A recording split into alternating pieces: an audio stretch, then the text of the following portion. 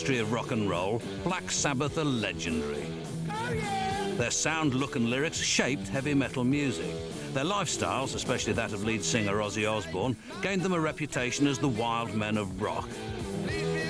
Despite countless personal and professional disputes, the friendships forged between the four band members have survived for nearly 30 years.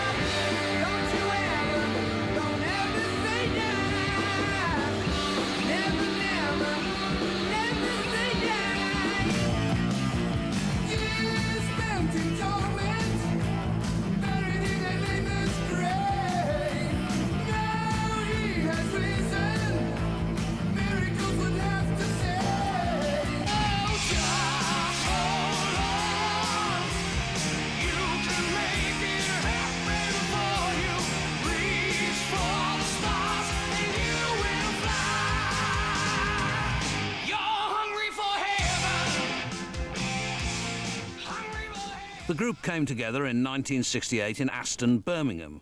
For four working-class lads, music offered a way out of a life in the factory. The first step towards Black Sabbath forming was when Terence Butler, known as Geezer, put an ad in a local music shop looking for a singer. He wasn't prepared for what turned up. There was a knock on the front door. My brother answered it and he came in. He says, there's something at the door that wants to see you. And then, what do you mean, something? And he says, well, go and have a look. And I went out to the front door and there was a skinhead with this like big long gown on. His dad worked at Lucas's, the car factory, and they used to wear these big brown gowns. And he had this big gown on, a chimney brush over his shoulder, no shoes on, and a pump, what we used to call pump sneakers or trainers or whatever, on a dog lead. And he went, hello, I'm Ozzy. And he said, oh, no. I was awake, and people would look at me and just crack up. I mean, I couldn't afford any clothes worth of shit, so make the best of what you got, you know. And I didn't care about the chimney brush or anything else. It was the fact that he was a skinhead that got me. Ozzy Osbourne and Geezer Butler then started looking for a guitarist and drummer, again by placing an ad in the shop. Tony Iommi and Bill Ward, also from Aston, replied. And we saw this ad in the music shop, Ozzy Zig requires gig. And I said to Bill, I said, I know an Ozzy. I said, but it's not that one. I said, because he couldn't, I never knew him, he could sing. So we went round to the house. Bill and Tony came round in a great big van, big blue, like an ambulance, old blue ambulance. And I used to go to school with Tony, but he didn't know, he kind of knew it was me. Tony also had mentioned, I hope it's not the Ozzy that I think it is, you know, because they'd been to school together and, you know, apparently they'd been, you know, not got on too well at school. He was a year younger than me at school, and he was a pain at school, basically. I used to be intimidated quite a lot by him at school and thereafter, because he was a big guy and he could handle himself in his day. But we ended up giving it a go and it was good. I liked it. We all realised that we weren't going to get anywhere else unless it was through the music. That was our only way out, you know. Tony didn't want to do what his dad did, and Ozzy didn't want to do what his father did for a living. Neither did Bill, neither did I. He wasn't a contrived band that some brainstorm said, oh, if we stick this guy with this guy, and that guy with that guy, and that guy with that guy, we've got a great band here. It wasn't made that way. We all lived within a proximity of, 3-mile radius of each other. At first, they called themselves Polka Tulk. Like most struggling bands, their lifestyle was pretty primitive. We inherited this van, and I think it was Tony and Bill's van they'd paid for it, and it didn't have a floor in it. In the passenger side, it just had like this seat suspended over this gaping hole, and and an old settee in the back of the van, and so we used to just like throw all the equipment in and sit on this settee, and one of us would like be perched on the seat above this old rusted old hole. I can always remember going to one nightclub and Tony would walk in, you know, and they'd say, "My God, look at the state of him." Then Geezer would walk in, okay, and say, "God," you know. Then Ozzy would walk in, you know, and that's it. You're not coming in the club. Then I would walk in, and that would be the end of it, you know, because we were so, I guess we were very, very scruffy. The band, who are now called Earth, were part of the British blues scene of the late 1960s. But when they started writing their own material, they came up with a new sound and a distinctive image. I just started reading things like Dennis Wheatley and Aleister Crowley. I've always loved horror films anyway. I mean, everybody in the band loved horror films. He said, "Isn't it weird that people like to pay money to get scared? Why don't we start writing kind of scary music?" And that's when we started writing our own songs. So this would be early '69, and the first song that we wrote was Black Sabbath, the song. And I always remember we had to gig at in Lichfield, or a place called the Pokey Hole. We were there playing our regular songs, and we do it. So we threw in this new song. And we finished the song, and it just went nuts. The whole place just went nuts. It was like, before it was always apathy. And then we did this song, Black Sabbath, and it just went absolutely mad. People were going, "What the hell was that you played?" And we realised that we were onto something. What is this that stands before me? The band changed their name to Black Sabbath. This combination of hard rock and demonic imagery very quickly created a reputation for them. In the South, not that many people would want us in their clubs. In fact, it was very difficult to find anybody that would accept us. And by now, we would pack the places out, and we started to gather up a cult following.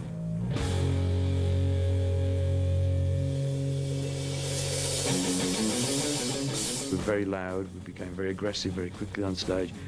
If the audience was inattentive, it wasn't unusual for us to spit and scream and shout obscenities. It was certainly not unusual for me to throw my drum kit at the audience.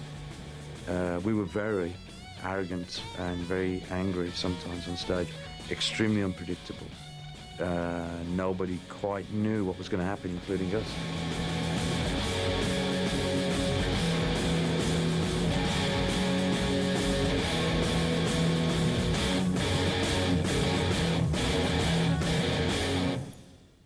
Through non-stop touring, the band built up a substantial following, but major record companies were not ready for their new sound. They just said it wasn't music. There was nothing you could sing to. They're not going to play it on radio, that you can't dance to it. And like, go away and come back when you can play your instruments and when you can play proper songs. They eventually got a record deal with new label Vertigo and recorded their first LP on the way to a gig in Germany. We just got in the van, put our equipment in, went down to this region sound, which was 2 4-track machines.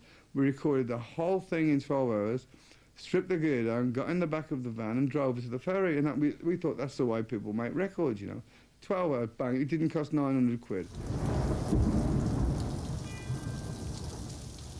For an album recorded in such a short time, Black Sabbath became a sensation. The LP, from a band the press and radio had never heard of, went straight into the charts. Its lyrics, use of sound effects and dramatic power chords proved to be a unique blend. I very quickly took one record home to my folks, and they all sat around the radio growing up and put it on, and all these bells and thunder and rain and this demonic stuff came out. My father turned to me and he looked at me and said, "Are you sure you're only drinking alcohol?"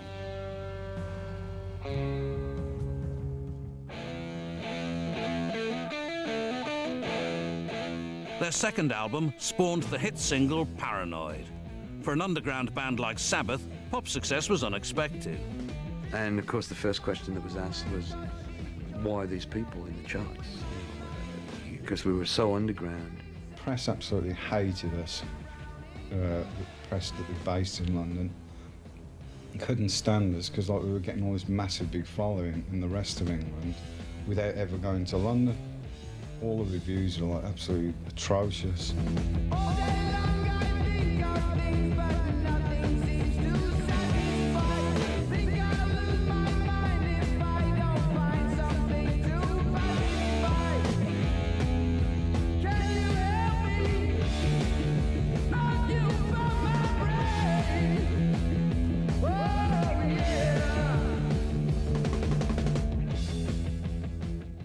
We sort of started attracting all the wrong sort of people then, which was the, you know, the screaming kids and stuff, which we thought, bloody hell, this is all weird.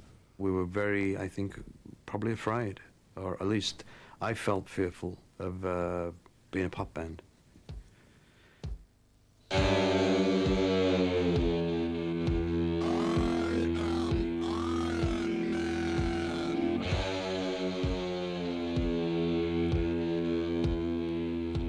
The band's domestic success led to tours in the US, but their reputation preceded them.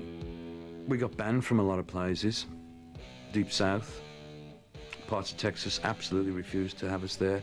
Mayors, clergymen. They took offence, all right. We had all sorts of things happening. Church and all Bible pushers outside the gig, and calling us Satanists. You'd switch the local news on, you'd hear, yeah, Black Sabbath are in town and they're all Satanists. If you go into the concert, don't look them in the eyes or you'll be possessed. The cops would literally stand like this in the dressing rooms with us. We were not allowed to move to the left or to the right without having police right next to us. And they weren't there for security, they were there to monitor our actions. As well as attracting attention from the police and local moral guardians, Black Sabbath became a focus for real Satanists. Satanism was something the band always disowned. As far as I'm aware of, we never actually sat around a magic circle and killed our first baby and sacrificed and all this crap. I mean, that's for idiots. But one thing I did learn, suddenly realise, that once you become successful, that's when you go, whoa, we're affecting a lot of people here. I think most people viewed us as trouble, and that we were part of some very odd occult, you know, some dark, mysterious band. And I don't blame him for thinking that, to be honest with you, especially when you write lyrics like, you know, would you like to see the Pope on the end of a rope? Do you think he's a fool? In the early 70s, British hard rock bands such as Sabbath, Deep Purple and Led Zeppelin were conquering America. Their sound influenced countless American bands. One of these was Elf, formed by Ronnie James Dio, who was later to play a crucial role in the Black Sabbath story. Elf had started out being called the Electric Elves. Electric Elves became a name that was a little bit passé. You know, all the electric thing, there were the electric prunes and the electric thises and the electric that's, and so we were electric when the time was right. And then, of course, electric became stupid, so we just became Elf, which made sense because we were all in a band. We were all real small, tiny. I mean, my cousin was only barely 5 feet tall. I'm like 5'4.5", 5'5". Piano player was about the same size as me. Drummer the same size as me. So we were really tiny.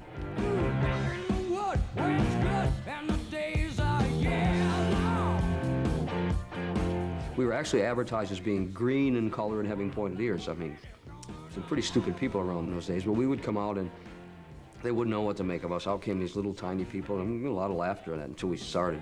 And then it was just, we just bludgeoned people to death with our level of power.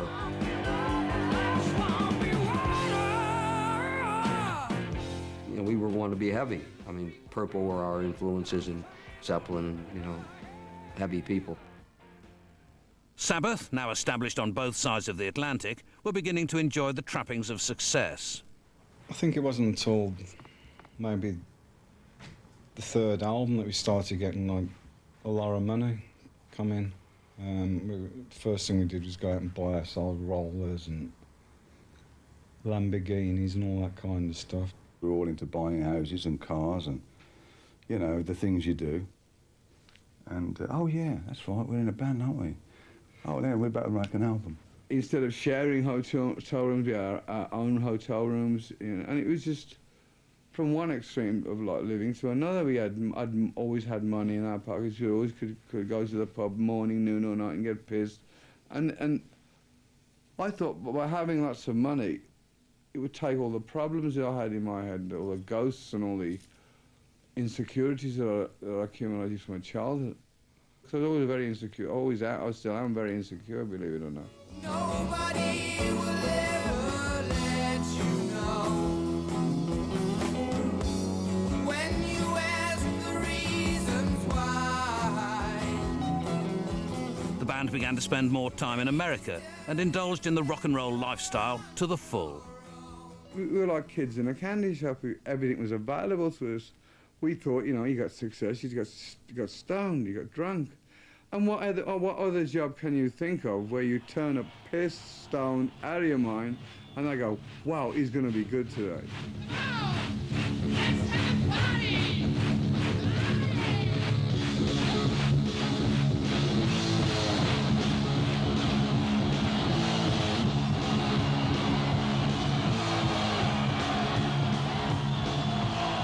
We'd gone from like the drudgery of Birmingham to like the mansions and sunshine and all the women and drugs you could get down here in this like paradise place.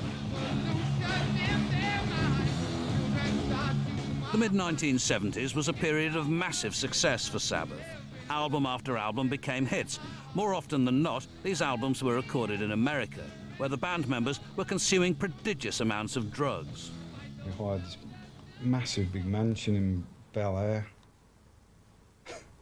I mean, we had, I think, every pusher in LA was there. They were coming up every time. We were literally buying soapbox cartons full of cocaine and just like emptying them out on this big table, this like big communal table in the living room, and just like doing tons of coke all the time and going like writing the stuff and going to the studio, recording it, coming back, doing more coke and just doing all every drug you could imagine. We did it in that particular time. It even got to the point where drugs became an indispensable part of the recording process.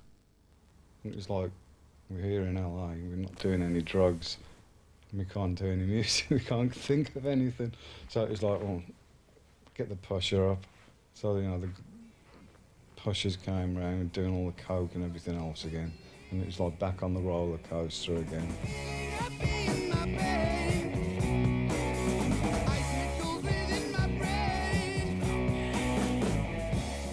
But this lifestyle was beginning to affect the band's cohesion and creativity. It was all left on Tony Iommi's shoulders to pull it, to do it all, you know. But it was kind of like ego, drugs, alcohol, and women were the biggest. I should say alcohol and drugs were the two main ones. I thought, if I don't come up with anything, we don't do anything, because they're all waiting for an initial riff. And without the initial riff, what do you do? Because we were a riff-based band, you know. I just didn't know what the hell to write about anymore. I mean, it's like album after album. I was trying to get away from all the black magic and all that cobblers like that we were supposed to be associated with. And I never got any help. It was just from anybody. I mean, it was just like, in the old days, Ozzy'd like come out with like titles, or he'd come out with a chorus line, and that gave me inspiration to write the rest of the song. And all that had dried up.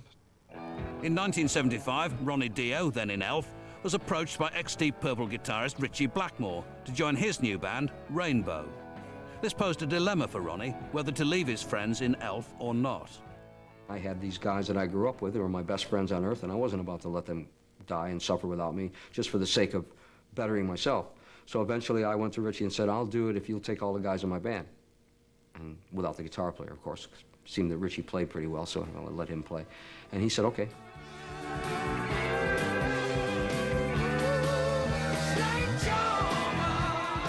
After only one album, Ritchie wanted to change the lineup, getting rid of the old Elf members. vocals. He actually played with Elf on the first album. It was just Elf and you, and he hated that. He really hated it, which is probably one of the reasons why a lot of the people were gone after that, you know. We get rid of that Elf stigma. I'm the one who had to tell them all. So it was a very personal thing for me. Richie is a person who tends to let other people do his work for him, whether it's dirty work or clean work. And so he allowed me, he kind of forced me to have to do that. It was very hurtful for me. These were my best friends, guys I grew up with, you know, from little kids, and our dreams were, my dreams were their dreams were my dreams. So it was very hard to puncture that.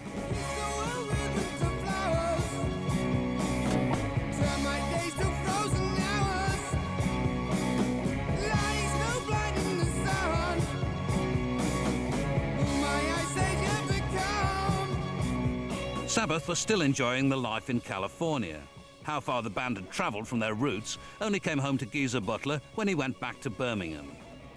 I got back to the girl that I was living with in England, and I couldn't speak to her. I'd just changed so much. And she was, I always remember she was like, "What's the matter with you?" And I said, "I just can't stay here. I cannot stay in England anymore. There's nothing here for me." And I couldn't face my parents or anything like that. I was just like drugged up to the max. The drugs had just taken over the band. And I think we all felt that, you know, that we'd lost our edge. We weren't working class backstreet kids anymore. I've been in so many rehabs and drug addiction and alcohol addiction clinics. I mean, I got the Egon Rowan book of treatment centres, and I can tell her which is good, which is not, which is good.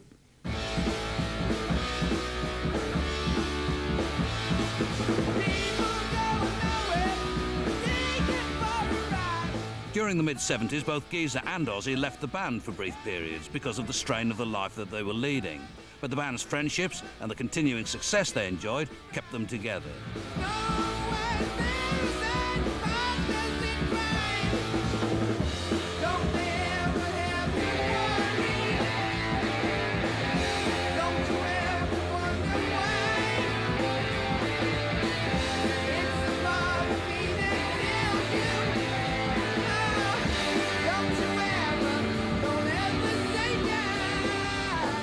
So Ozzy came back and we did the Never Say Die album. And as we were doing it, I just knew that it's the end. Probably won't even get through the album, never mind another tour. You just could feel it, that we needed a change. Somehow, somewhere, there was going to be a change soon. By 1978, the four of them had been together for 10 years, and the forces pulling them apart were so great that something had to give. Ozzy was the first casualty. In this point, Ozzy was probably in a bad way. And we had to say, well, look, we've got to do something, otherwise, if we don't, you know, we're not going to be able, we're going to have to break up, or we're not going to have an album. It was the most saddest time. It was me that talked to Ozzy and said, you know, a decision's been made to move on without you. He knew anyway, you know, he's pretty smart, you know. You only know what you've missed when it's gone. You know, it's like the breakup that we had was just like a divorce. I mean, I said loads of bad things about those guys, and they said loads of bad things about me. I mean, you ain't gonna praise me. I ain't gonna praise them because we didn't leave it. We didn't separate in a happy mode, shall we say. We didn't go, well, see you later, guys. You know, enjoy it. Ozzy left Sabbath in an acrimonious split.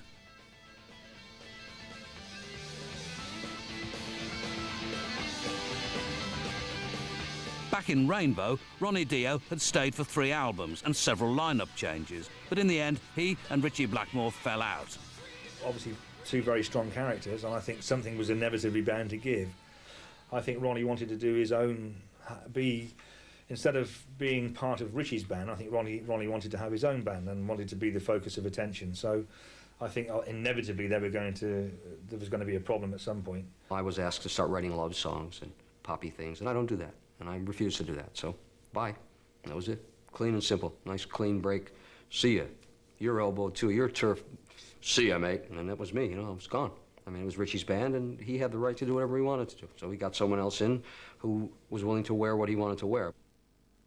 Ronnie wasn't out of work for long. With Ozzy gone, Sabbath needed a new singer. But I spoke to him on the phone, and I met him over at Don Arden's house at a party. We spoke about things. And so I said, do you want to come over and have a play with us and see how we get on? You know, my first opportunity to meet Tony in the flesh, and Geezer and Bill. And we got along really well, went out into the rehearsal room, and Tony showed me something, and we wrote a song called Children of the Sea that night. In the misty morning. We liked his voice, and we liked the way things were happening. We were managing to be able to start writing material again. And it was happening quick, so that was the bottom line. We wanted to make an album. We had to carry on.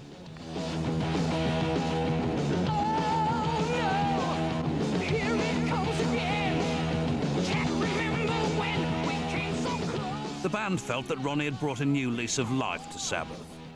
I loved the stuff that Sabbath were doing then. And it really inspired me again. I really got into it, and I realised it was the right move. You know, one of us had to go, and unfortunately it had to be Ozzy.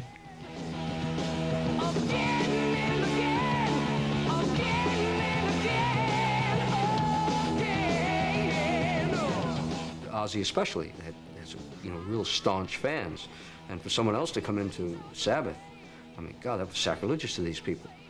So in the early days there was a little bit of finger throwing at concerts, and signs being chucked up that were less than flattering to me, but that didn't matter to me. I don't care. You say what you want to say. I'm on the stage. You're not. Bill Ward was tiring of life in the band. His state of mind wasn't helped by his growing alcoholism. I don't know if Bill got on with Ronnie that well. And Bill, again, of course, was going through a lot of stages with his drink and everything. And I don't think we all quite appreciated how bad he was.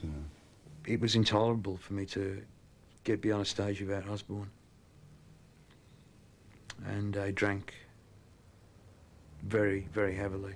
My alcoholism accelerated at an unbelievable rate. I had no idea how to come to terms with the loss of Ozzy not being in Black Sabbath. Bill was getting in a terrible state. I mean, he was just like deeper and deeper and deeper, and like this one particular night we were on tour, and we were doing all the biggest arenas in America, and we got to Denver.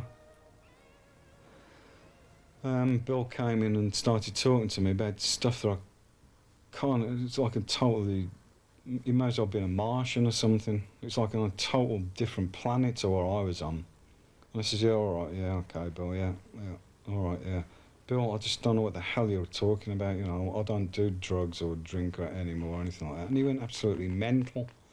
And he says, what, you don't think I'm good enough for you now or something? And he just says, that's it, I'm leaving the band. I went, hey, what are you talking about? And he just went downstairs, got on his bus, and he went.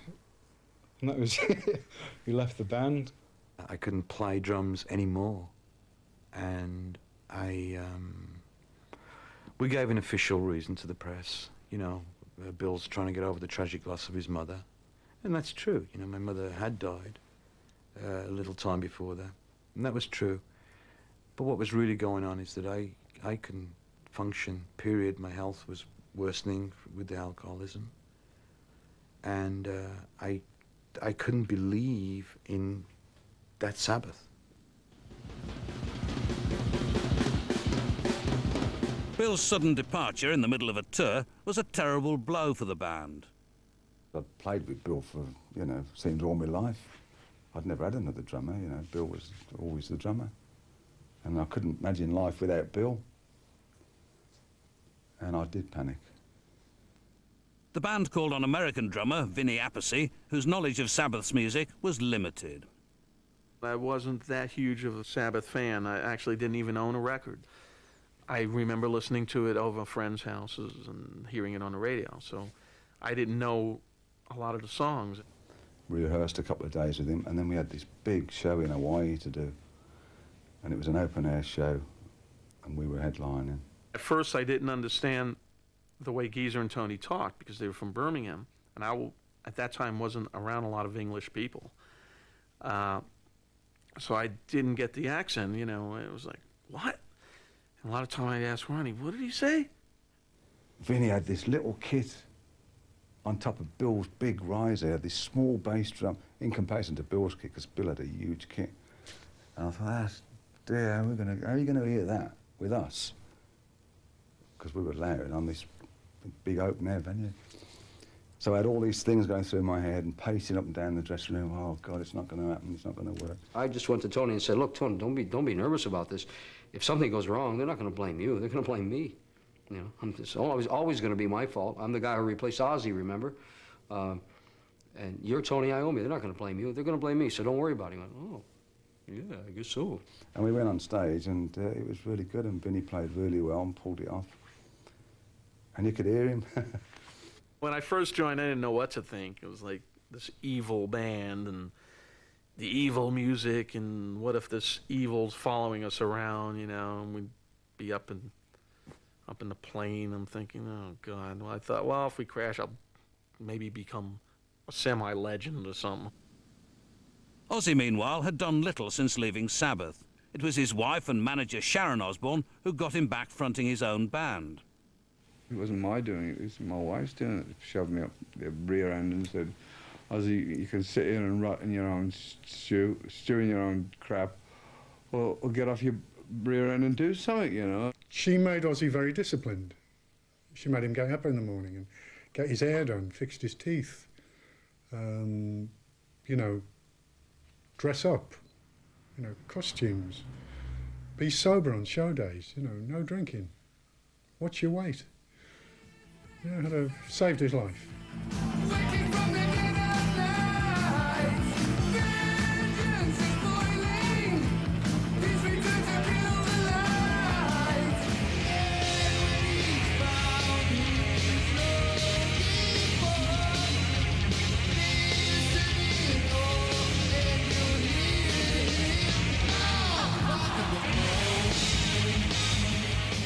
Sometimes I'll go to a Sharon, do you think that's a good idea? She goes, Ozzy, trust me.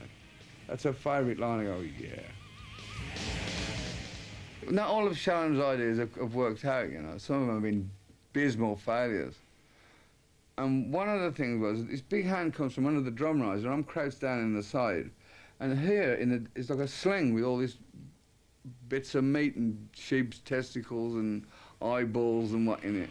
I've got to put my foot on this lever, which is attached to a big elastic band. It's supposed to fling all this offal into the audience. But the elastic band had been taut all day, and it just went, I pressed it, and I was like king of the night, and it just went, and it just went, there's me standing there with like 400 pounds of shit hanging around my neck. My legend is, I bit the head off several creatures. In Birmingham of a Friday night, they'd bite each other's heads off, you know. It's for something to do, you know. But I tell you what, having rabies shots is not funny. Really, it's like somebody injecting a golf ball up your ass. So, oh no! And then in the end, I said, if I got that rabies, I'll start. You'll soon find out I'll be barking at the moon.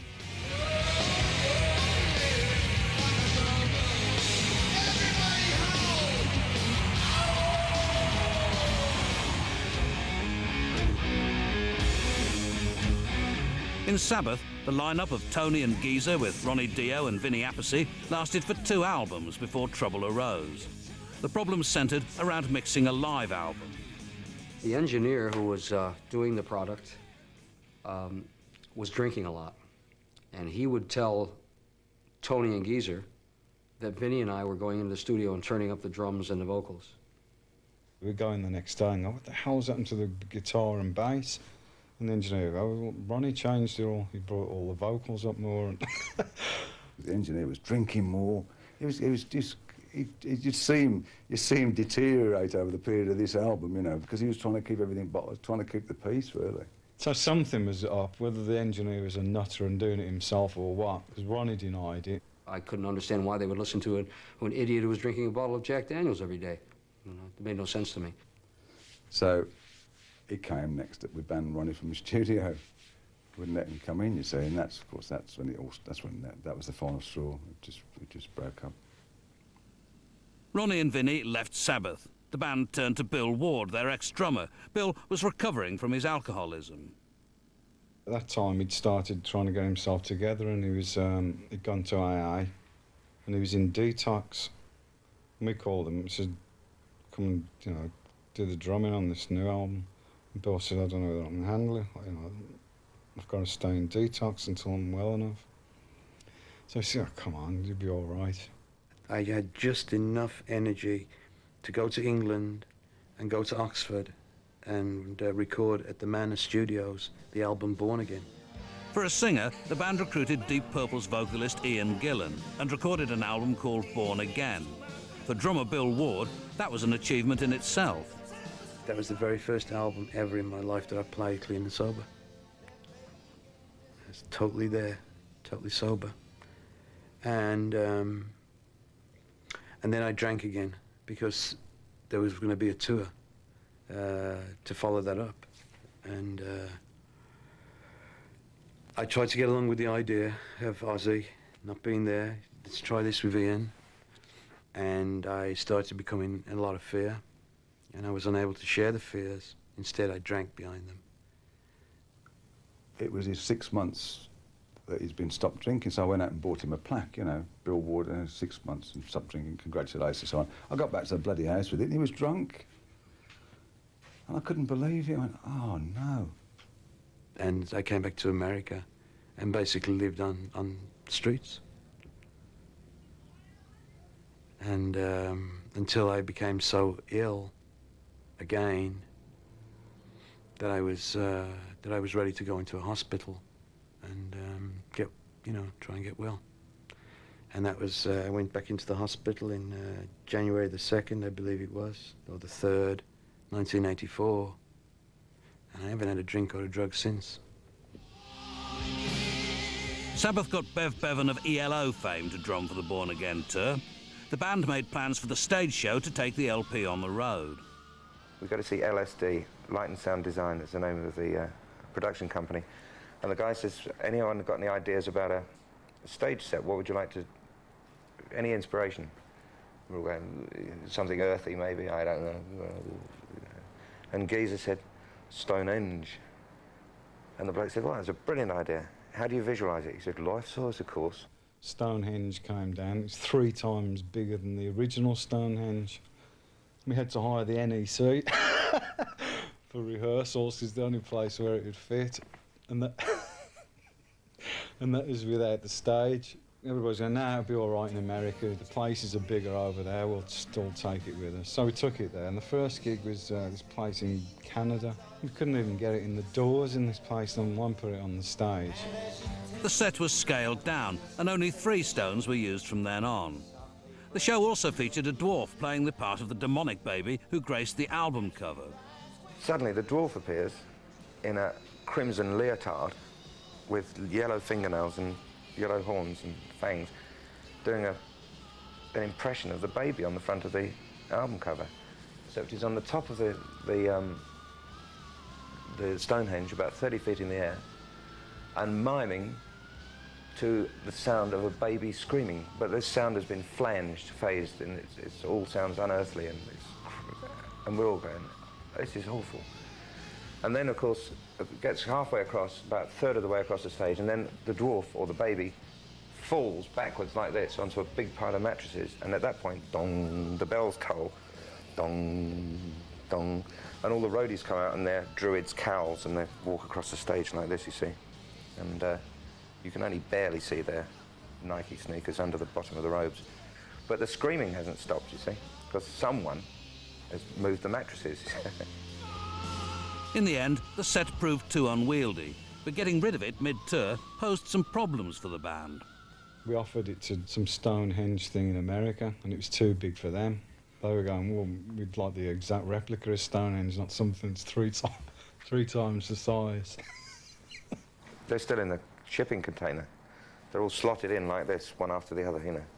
And in fact, they're on a dockside somewhere in the world still today. I mean, I imagine an archaeologist from the future is going to suddenly discover this and assemble it all and go, ah, that's how they did it. Problems with the stage set aside, the Born Again tour was a dispiriting experience for Geezer Butler. We were supposed to do 3 months in America. We got through about 6 weeks of it. And then Richie Blackmore phoned Ian Gillan up and said, do you want to get Deep Purple back together? Which he did, thank God. So that gave us all an excuse to go home. But it was horrible. It was probably the worst tour I've ever been on. And I realised then that Sabbath for me was dead and buried. Geezer left the band. The original lineup of Black Sabbath was not to be reunited for another 6 years. The occasion was Live Aid in 1985. It wasn't an untroubled event. At rehearsals, Tony brought the producer that he was working with at the time in, and Ozzy poked him in the eye. He went, oh, hello. And Tony's like going, what the hell did you do that for? It was like me versus them and them versus me still. It was still the kind of animosity was still live and kicking. There was a, you know, I thought I could outdo them, they thought I could outdo me.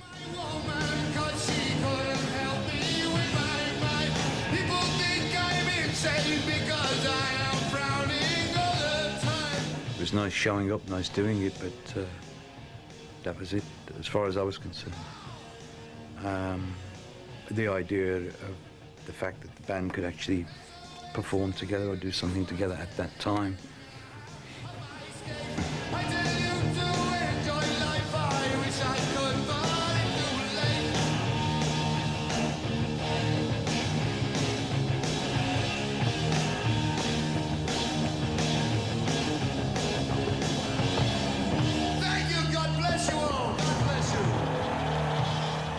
After Live Aid, Ozzy continued his solo career. Ronnie Dio, having left Sabbath back in 1983, had formed a band in his own image. It was called Dio. I could finally be, you know, the leader that I was all these times anyway. But I didn't have to buffer that being a leader by patting people on the back and saying, "Oh, yes sir, no sir, 3 bags full. You're wonderful today." Didn't have to do that anymore.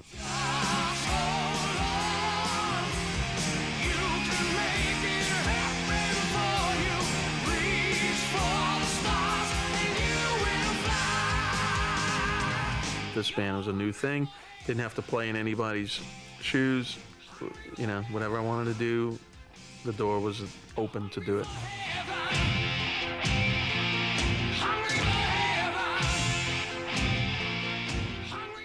My attitude has always been, a band has to be a democracy with a dictator.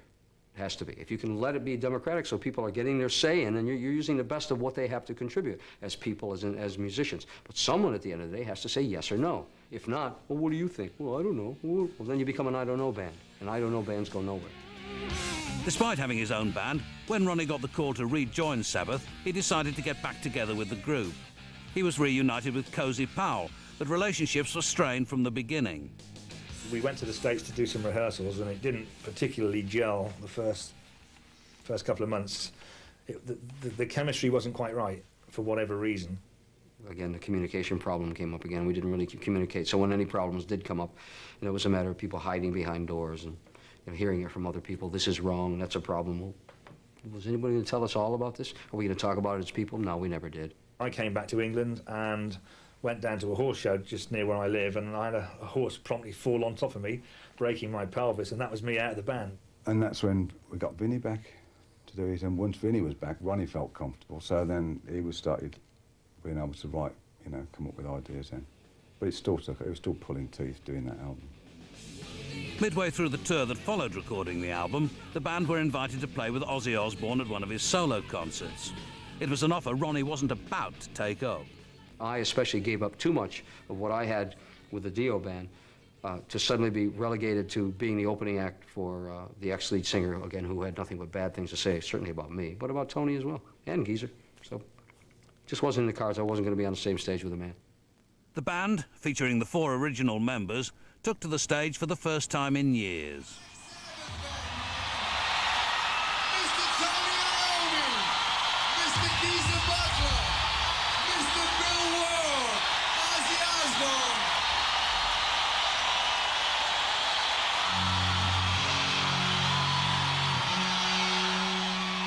That's the first reunion of the original Black Sabbath on the last show that night. Bill Ward and Ozzy and Tony and Geezer. So they got up to play, and I went to the side of the stage and watched them.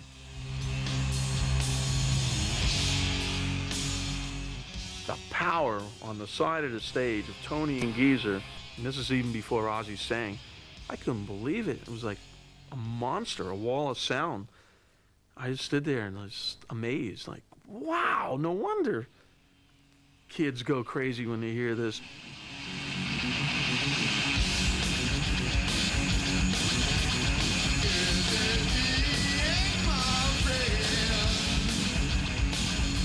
Sabbath continued to get back together to play to their adoring fans, keeping going a band almost 30 years old. The original 4 members have come a long way from their origins in Aston, but the ties that bound them together over the years still exist. I think that Sabbath was definitely unique, because we did really, really stick together. The most fun I've ever had. But it's sort of, you almost feel guilty for for having that much fun. And it really was, and you could never do it again. I mean, we were lucky that we were born in that era as well. You know, it was still all new, and it wasn't faked, and it wasn't pretentious or anything else. It was a whole lifestyle.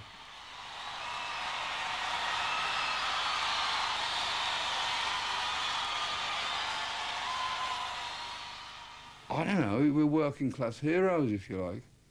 I mean, we weren't born into it. We had to, we got, you know, somebody rolled the dice and our numbers come up, you know.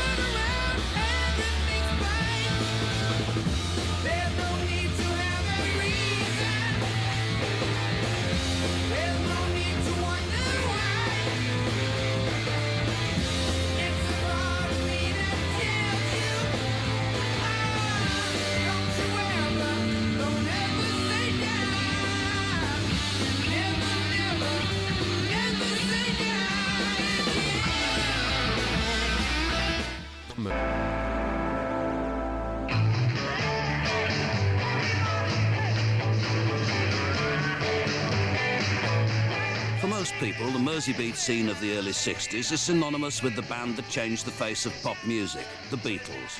But in the mid-60s, band after band coming out of Liverpool dominated the charts in an unprecedented way. For a while, it looked as if the hits would never stop, but it was all over in a few short years. Tastes changed. The Beatles moved on, leaving behind them the bands that had pioneered the first truly authentic British contribution to pop history. This is the story of those bands and that incredible time.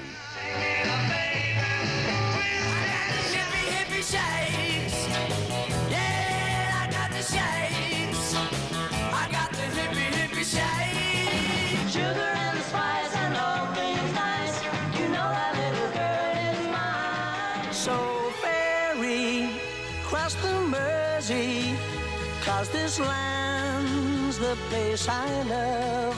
Little children, you better tell what you see. Now I was feet on fat and full in the port of Liverpool. Why there was this explosion of music in Liverpool at this particular time, no one really has a definitive answer. Perhaps its status as a port, absorbing people, goods and influences from all over the world, had something to do with it. Now the first time I saw What is known is that by the end of the 50s, teenagers all over the city, inspired by listening to American R&B and British skiffle, were desperate to play music. The first step was usually to get a guitar, but affordable guitars were hard to come by in the city. So I think I sent one for one out to Daily Mirror. I think John Lennon sent for the same one. They were made like orange boxes. I think they were made in Spain with 6 strings. They were virtually untunable. No scratch plate, because I remember getting a sheet of plastic to cut a white plastic scratch plate out and screw it on. I was playing guitar at very young age, you know, just the acoustic guitar and like learning all these pop songs. I used to sit on the top of the stairs in the house because it was all echoey, and I thought it sounded great. The easy things that you could play, I found at that time, were the skiffle things. If you had a guitar and you knew 3 chords, you could play almost anything. I had the old beat-up acoustic thing. I used to stand on the corner in my hometown of Bootle, playing Lolly Donegan songs, Rock Island Line and things like that. Down the Rock Island Line, she's a mighty good road. The Rock Island Line is the road to ride. Yeah, the Rock Island Line is a mighty good road. Skiffle was like an American country western blues. And we listened to these songs like Rock Island Line. I thought, that's fabulous. If you can imagine a T-chest bass with a piece of string and somebody trying to make notes out of it, well, it was with a pinch of salt and tongue in the cheek, but people loved it because they were going out and they were dancing to it as well. Once past the stage of mastering an instrument, even a washboard, came the difficult part of getting into a group. Ralph Ellis was approached to join an established trad jazz and skiffle band, the Blue Jeans. And we stopped and we talked, and he said, "We're looking for another guitar player, singer. Would you be interested in joining the Blue Jeans?" Well, it took me about a third of a second to think about it and said, I'd love to. And that was probably one of the biggest thrills of my life, when I actually joined the Blue Jeans, and then I went and bought the Martini shirt and the light blue jeans. And I thought I was real cat's whiskers when I wore those. The Blue Jeans were early leaders on the Merseybeat scene, but they played trad jazz. For kids a little younger, it was American R&B that inspired them. I actually got the first record player in our house through a kind of rich aunt who had a sweet shop on a corner. But previous to that, I'd already been out and bought at least 7 or 8 records, which I could not play at all. I used to sit there reading labels. You know, night after night, just, you know, completely engrossed in the names, Little Richard and his band and all his other little names underneath. Shag go down by the Union Hall when the dice start jumping. I have a ball, I'm gonna rock it up. I was at the fairground with a couple of mates, and I still remember it to this day. It was Rip It Up by Little Richard, and it was like a smack in the mouth. It was like, you know, as soon as it starts, oh, have that. On the way back from school, I went to David's house, and he put on this record by a man called Elvis Presley, which was Heartbreak Hotel and Hound Dog. I went, oh, what is that? When I heard Heartbreak Hotel and I heard the guitar sounds, I thought, how can we get these sounds? And I seen this guitar in the window. It was the most oddest looking guitar that I'd ever seen. It was 1 inch thick and it was like a plank of wood. But I liked it for the shape. It was an Ansoria. But of course, I failed to realise, with it not being a cello type guitar, you needed an amplifier to go with it. Well, the amplifiers again in 1958 were thin on the ground. So we made this amplifier up. It's like it had 2 valves in. It was in a cabinet 18-inch square, and I put a bolt of lightning across the front to make it look quite nice. This interest in rock and roll led to a rash of bands being formed. Bobby Thompson got together with Stockport butcher's boy Ted Taylor to form the James Boys. Ted emerged as the frontman and acquired a new name. He was a huge kid. He was absolutely massive. King-size cigarettes had just come out, and I made some crack about him being a king-size singer. You know. So I think I gave him the name. So Ted Taylor became King Size Taylor, and his band, the Dominoes.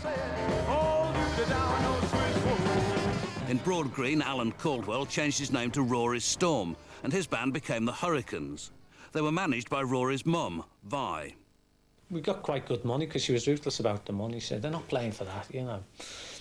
It was like when George Harrison in the early years in 1958 or 59 asked to join us, and she opened the door. And I can always remember this because we were rehearsing and either under the stairs or in the hall. And he said, I bought my guitar, I'd like to, I heard Rory's looking for a guitarist. And I said to him, look, son, you're too young, they're older than you. They're too old for you, son. And shut the door. And that was the end of it, like, you know. We could have had George Harrison in the band, you know. One fine day, along came this fella, John Hutchinson, who lived round the corner. And I didn't know at the time, but he was in a band called Casanovas. And they were looking for a bass player. So he said to me, can you play the bass guitar? I said, certainly. Having no idea at all, not ever having seen one. And for this first gig, I got £2. And the wage then was only like £2.10. And I thought, £2 for 1 hour? This is it. Brian Jones was invited to join yet another new band, the Vegas 5. Jeff knocked on the door and asked me if I sang. And I said, yes, I do. So he said, would you like to join a band as a singer? So I said, well, I've just bought this tenor saxophone yesterday. So he said, well, bring that along and, you know, play that, which was ridiculous, really, because I'd only had it a day. So he came in and he brought the sax along. Well, it was pretty awful. But he was a good singer. So we kept him on. I used to sing a third of the songs. There was three singers in the band. So when the other two singers were doing their songs, I used to sort of honk in the background on one note. And then the next night I might get a bit more adventurous and sort of start honking on 2 notes. The band began advertising in the local paper to get gigs. We actually bought the paper that evening to see if our name was in it. And we saw this thing called The Undertakers, this band called The Undertakers. So we didn't see our name, the Vegas 5, advertised. So we phoned up the agent and he said, oh no, there's been a misprint. If you look in the funeral column, the Vegas 5 is in the funeral column and the Undertakers is in the actual gig that we were doing. So just before we went on, we learnt the Death March in the dressing room. And then straight into Johnny B. Good, and that then was the advent of the Undertakers.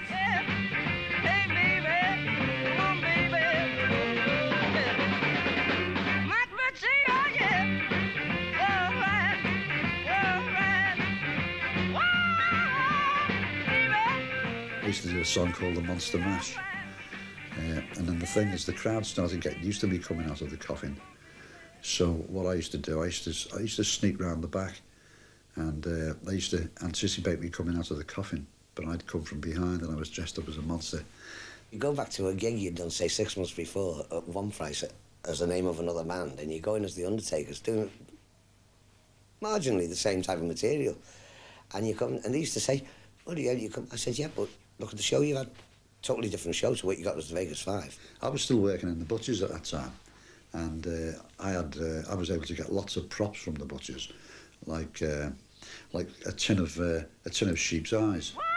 I used to throw these eyes at people, and the next thing is you see these girls walking around with like 3 eyes. One, like the eyes will be stuck in the middle of the forehead.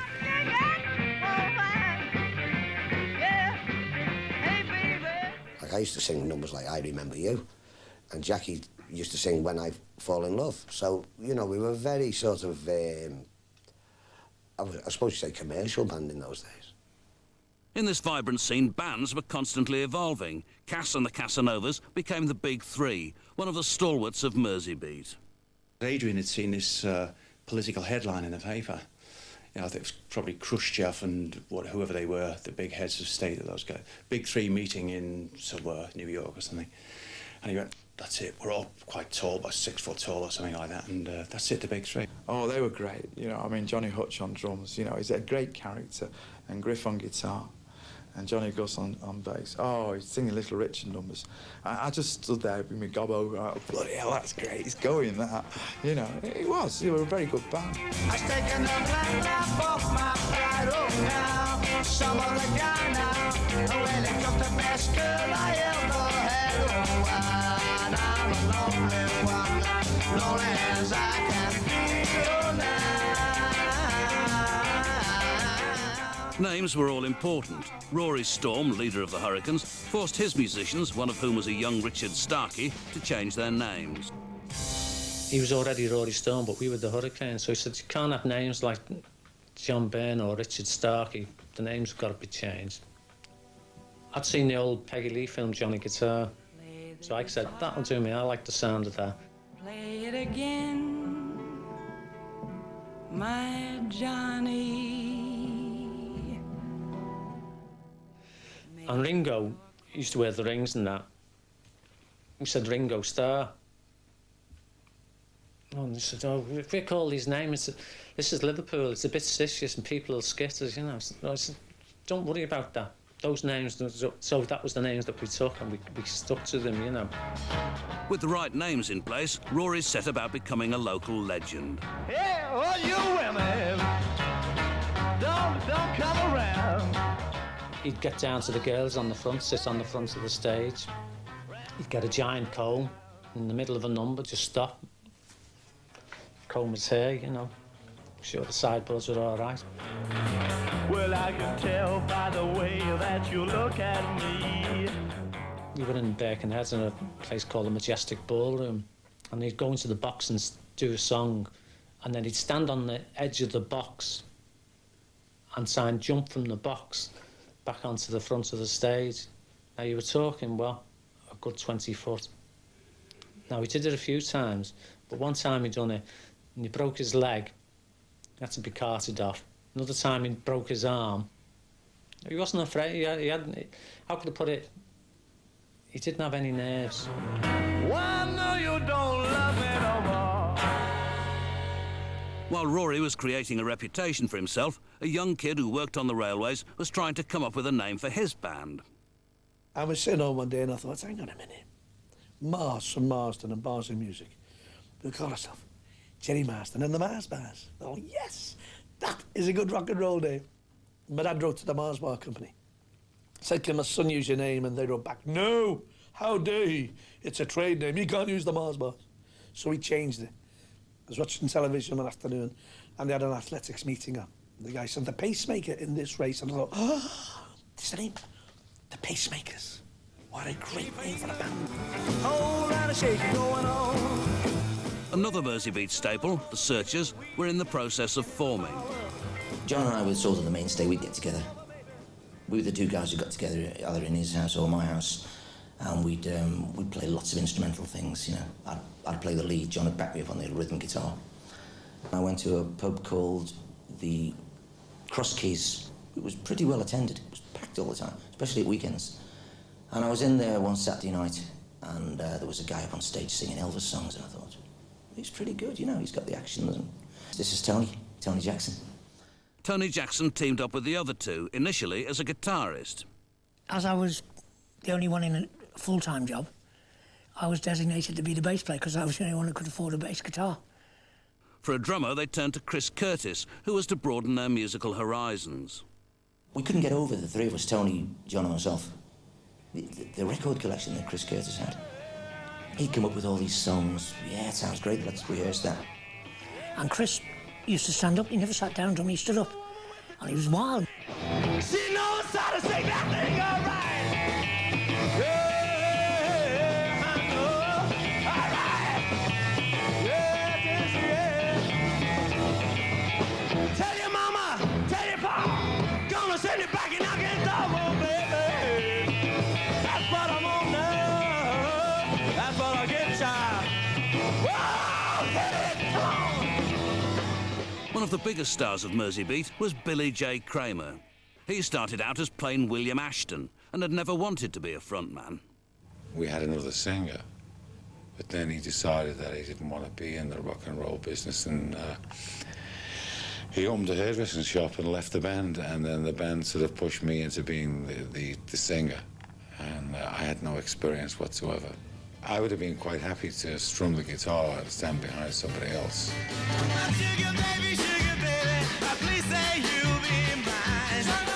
There was over 250 bands in Liverpool at that time, and every one of those bands used to play in clubs in Liverpool on a Saturday night. I think there was more people in bands than what there was audiences. I don't think there was a band out of work on a Saturday night. And you used to do 2 or 3 gigs a night, you know, in those days. Like we'd do the Craftsman's in Ellesmere Port, come back down and do the Otter Park Ballroom, and then do an all-nighter at the Iron Door. Well, it's Saturday night now, just got paid, full about my money dough, trying to save. Ballrooms, clubs and town halls were all regular venues on the scene, but one place became inextricably linked with Merseybeat. There was a club called the Cavern, which was in town, which was a jazz club. And we thought it'd be nice to get down and play there, you know, instead of just jazz, play some rock. So we went to a guy called Ray McFall, who was the boss. And one afternoon he said, OK, come and do an afternoon session for me of a Wednesday. We did it. And it was such a success that the jazz club suddenly stopped playing jazz and played rock and roll. We've got a dance in Liverpool. The cats and chicks really think it's cool. It started off with just a romp. Now they call it the cover stomp. There was holes in the floor. You had to watch where you were going. You know, your leg would go down a hole somewhere, like broken ankles, you were trying to dance, you know. It had that certain sort of atmosphere. And also, your clothes smelt of the cavern. My late mother always used to say, "You've been to that cavern place, haven't you?" Bob Wooler was there. He was the compere, as he was around Liverpool on lots of venues. He was the man, Bob Wooler. He was the guy who coined the best of sellers, he used to call it, you know. And did a lot of other gigs too around the local dance halls and all that, you know. We had a great style. This is Bob Wooler saying, welcome to the best of sellers. We got the hi-fi high and the lights down low, so here we go with the Big Three show.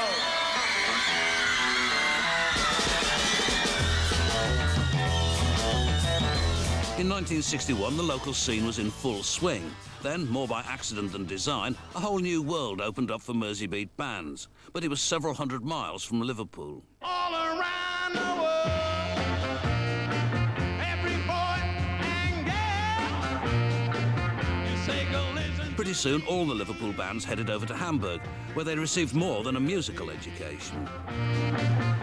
Everything was open 4 o'clock in the morning. There were strip shows, people wrestling in mud, cafes open. In Liverpool, everything gets shut at midnight. Horst Fasher, the manager of the Star Club, rough. Been in jail for killing a man. He was a boxer, and he killed a man in the ring, and they jailed him for it. Great guy. The way he used to speak, he said, tomorrow, he said, you go to the end of the Grocer Freiheit, and you turn right, and there's a gun shop, and you buy some gas pistols. And I said, what do you want gas pistol for? He said, because you fucking need them in Hamburg. And then they gave us this badge with Star Club written on. He said, you keep that badge in your coat everywhere you go in Hamburg, or you get killed. He said, but with that badge in, they know you work for Manfred and me, and no one touches you. So we said to Kashmir, where's our hotel? He said, you don't have a hotel. This is where you live. I said, where? And it was 2 rooms at the side of the stage. And you'd get a rota whereby you'd say, well, you know, you start at 4 o'clock in the afternoon, and you've got 4 groups going on after you, and then you're on again at 12 o'clock midnight, and then you're on again at 4 o'clock in the morning. And, you know, whoever's got the last spot, like, you're walking home to your hotel at 5 o'clock in the morning, 6 o'clock in the morning. There used to be a lady that worked in the toilets, and she had like a little table on the door of the toilet, and he used to go up and used to say, have you got something for sore throat? And then she used to like give you these little Preludin tablets. For 1 mark, you got 3. Well, that stopped you eating, great. And that stopped you drinking. You didn't really want to drink, right? So it was cheap. So consequently, after 1 month playing at the Star Club, I came back 2 stone lighter and a nervous wreck.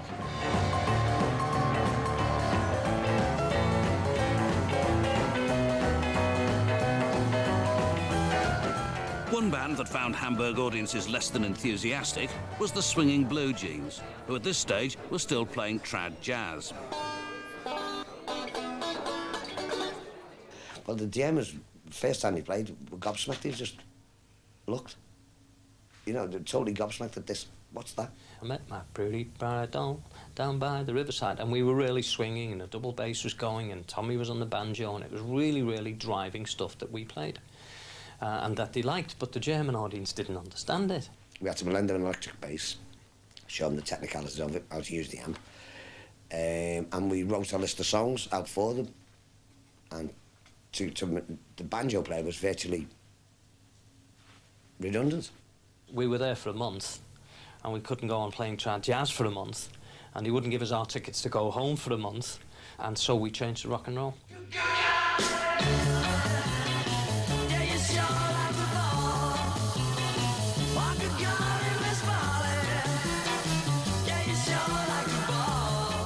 The Hamburg experience sharpened every band up and was to move the scene 1 step closer to national prominence. The big turning point, I think, for that scene was when the Beatles came back from Hamburg. because they came back in all the black leather gear. They looked to the girls, they had a great amount of sex appeal. Just advertised his first appearance back from Hamburg. And they had the leather jackets on. The place was packed, the heat was terrific, and they went down a bomb. The first time I saw the Beatles, I actually thought they were German, because a lot of people did. They were being billed as straight from Hamburg, because they were over there so much, and they looked so different to anybody else. With the different hairstyles and all dressing in leather. But we thought, this is the place to go to. We need to go to Hamburg. And of course, there's no way we could have gone. We were just too young. There's a great photograph somewhere of me and Tony at the Entry Institute, and Tony was still only 16. I was actually about a month, 2 months before my 15th birthday. And we're trying to look, you know, dead cool and everything, with Coca-Colas with straws in. We found that both of us liked the Everly Brothers. And when we tried singing together, we found out we could sound just like the Everly Brothers. So we think, well, this is a good basis for a band. So we called ourselves the Mavericks. And Bob Waller saw us and said, I think you're absolutely wonderful, but you need to be launched and you need a new name. So we went down to town, me and Tony, and OK, what's the name of it? What are we going to be called? He said, the Mersey Beats. You came to me one summer night. The Mersey Beats were the latest addition to a growing list of bands. In this competitive environment, poaching of good musicians by other bands was endemic, as Rory Storm was about to find out. So the Beatles would stand at the side of the stage. Ringo was still playing with us, he was still our drummer, and they'd watch the shows, because he was just so good, you know. He could put anything over. I can tell, pretty baby, it's so plain. It was at a holiday camp residency that Ringo's star got a call. We went up to the reception and Ringo picked the phone up. And he goes, yeah. Oh, yeah, great, yeah, okay, yeah. And he said, oh, does it have to come off, you know? Because they would tell him to shave the beard off. And he didn't want to, you know. Does it have to? Oh, you know, about that, you know. Next thing, he put the phone down and he said, sorry, Bob, I won't be joining the Dominoes. I'm going to join the Beatles. So I said, you've cracked it, son. Because you knew they were going to be so huge, you know. Instrumental in the Beatles' success was a young record shop owner, Brian Epstein, who became their manager. He set about signing as many of the other bands as he could.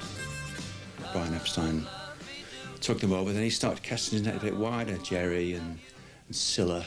And he took us over, and immediately there was no smoking on stage, no eating sandwiches, no beer, you know, on the piano and all of that.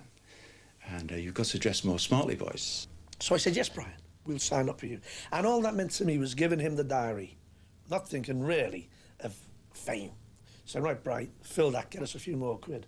And if anything happens, we're laughing. Brian said, Billy Kramer has a group called the Coasters, and they don't want to turn pro. By this time, we were a professional band.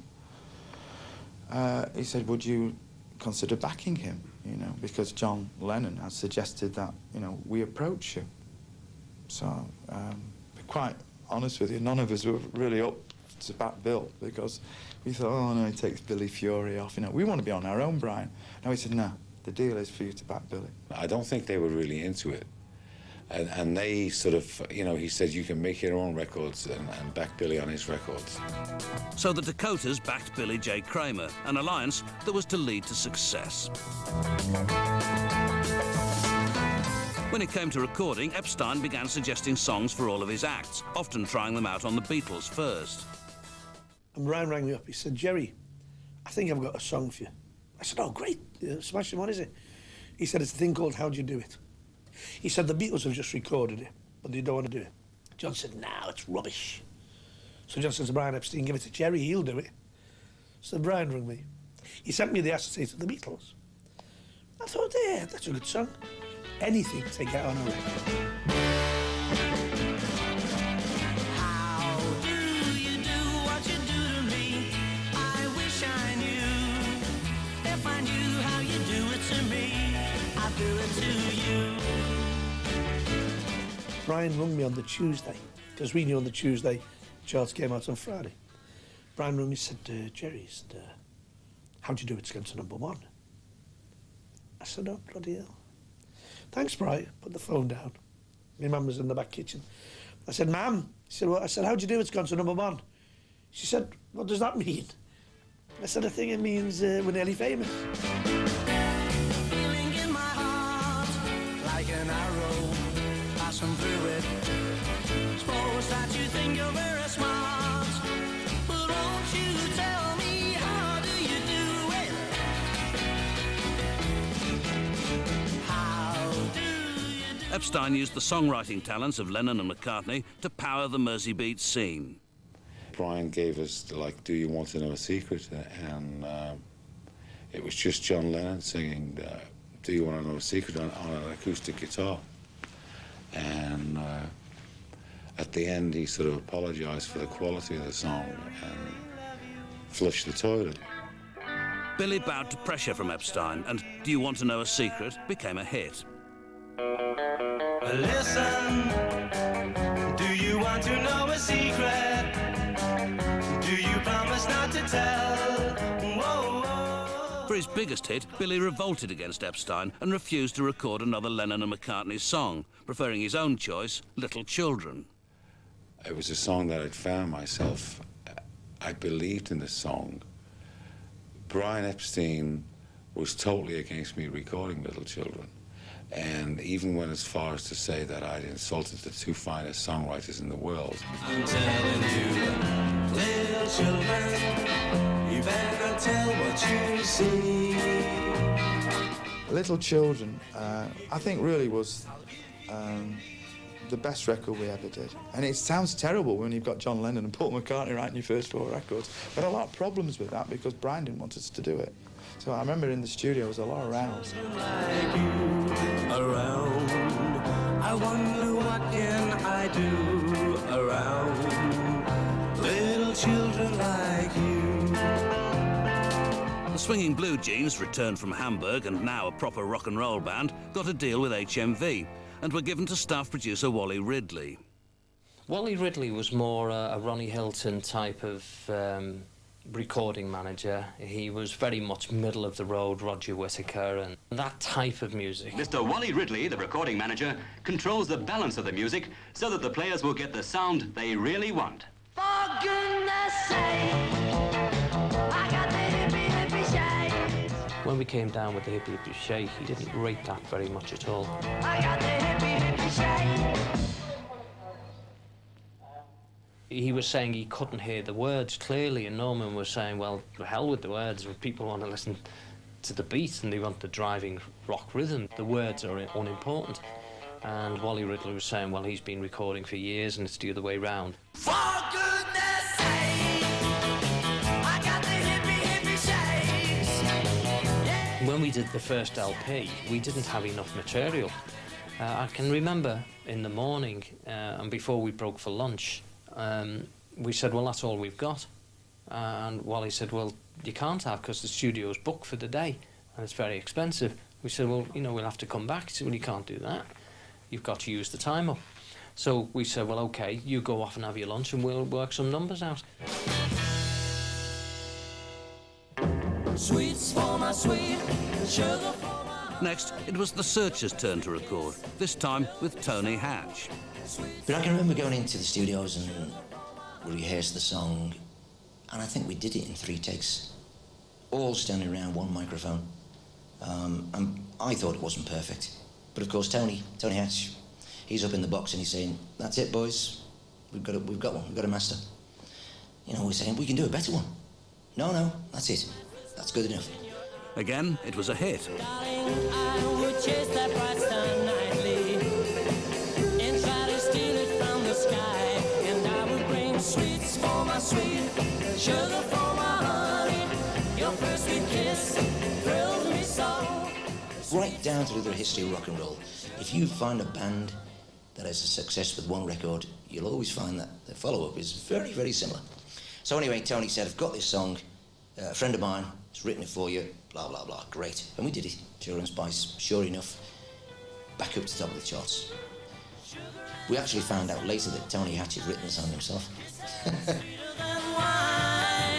Sugar and spice and all things nice. You know that little girl is mine. With this newfound success, the Searchers' flamboyant drummer, Chris Curtis, began to see himself as group leader. Chris was the showman out the band, and because of that, although we were all equal guys and we all loved the same music and all that, Chris then began to get a bit, well, it's my band, you know, so I tell everyone what to do. And I think that's what the start of the friction was. I walked in the studio, all set up, and he just walked up to me and said, I don't want you to sing on this album, Tony. Your voice isn't good enough. Which, you know, I fell through the floor. I said, what do you mean? Well, that's the polite version of what do you mean. He said, no, Michael's going to do it. Mike's going to sing, take all the leads. You're just playing bass. I said, well, look, I've been lead singer on 2 albums, 2 number ones. And then he says, I don't like the way you're playing bass. I want you to do it this way. So I blew my top, you know, and I said, Chris, I said, what the FNL are you on about? I said, you're the drummer in the band. I said, you don't lead it. I said, why don't you stick to your drums? Tony lost out in the battle with Chris and was kicked out of the band. Your dreams of fame have all come true.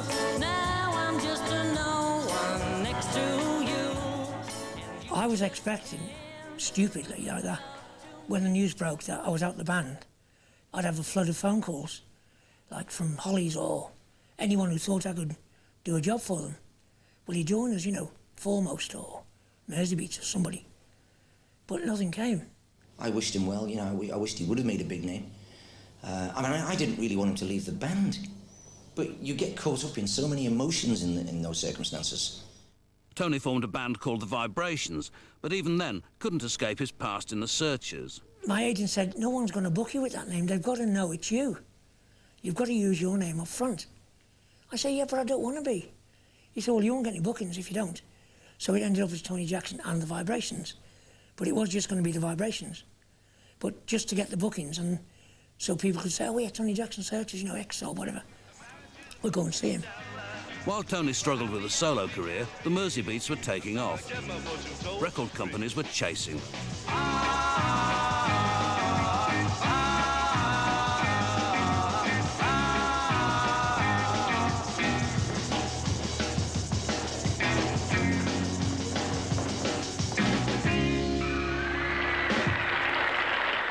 We won a recording contract with Decca Records. At the same time, Fontana Records had been up to Liverpool to see us working at the Cavern. So we literally had 2 recording contracts and we didn't know which one to sign. So we went back then to Bob Waller and asked his advice.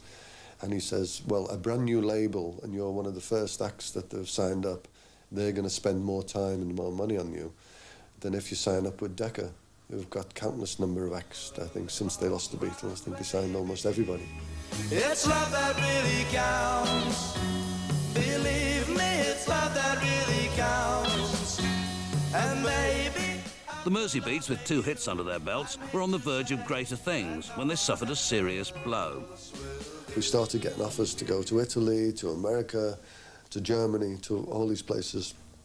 And Billy suddenly got very disillusioned with the whole thing, wanted to leave to open a hairdressing shop, and that was it. Walk on through the wind. For his 3rd single, Jerry Marsden, against the wishes of Brian Epstein, decided to record a Rodgers and Hammerstein number. We put it down, then George put the violins on and everything. And when I heard it, a week later I went in to listen to the tracks. And I went, oh! I said, oh, George, that's lovely. It was straight, I said, wonderful. He said, thank you. So Brian was there. And I said, that's the 3rd record. Brian nearly had a heart attack. And we put it out. And it was the fastest one to go to number 1.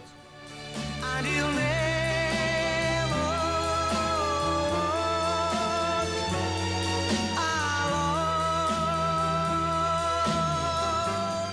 Walk Alone became something bigger than I'd ever anticipated. Because at Anfield, they would play the top 10 records from the charts.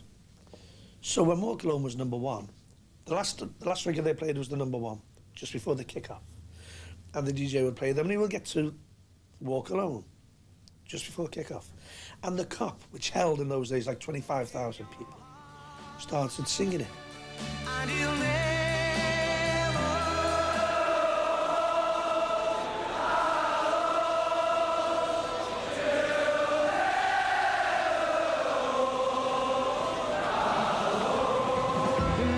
Classes in life are free, but you can keep the $1 bills. I want money. What I want, that's what I want. That's Back in Hamburg, King-Size Taylor and the Dominoes would record numerous albums under different names. One was an album for Scottish singer Alex Harvey. Alex come roaring around one morning. It's like about 10 o'clock in the morning. We'd be in bed about half an hour. I've got to do an LP today.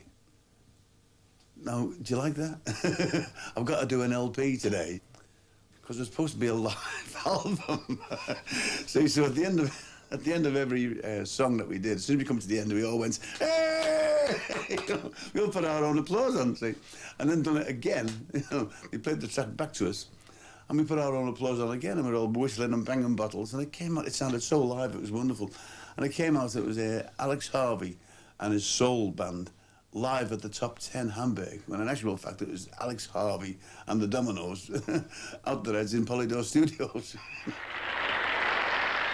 In Liverpool, the Big Three were offered a recording opportunity, but the wrong choice of material scuppered their chances. We were allowed to do an R&B tune for our first single, which was some kind of sop in the right direction, yeah? But from then on, it went downhill rapidly.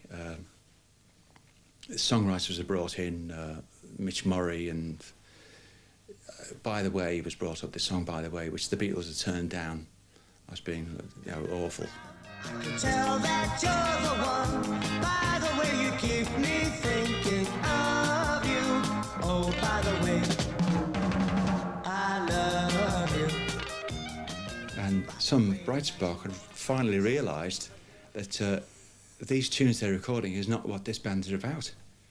So they thought, we'll make an album, a proper 12-inch album of Live at the Cavern, which we did. We recorded 2 whole sets, one after the other, allowing for mistakes in the control room, with the tapes and etc. One More Time Boys and all this. Nobody paid to get in. It was packed, all screaming their brains out. They all knew us anyway. Bob Waller was there with his medicinal potions. And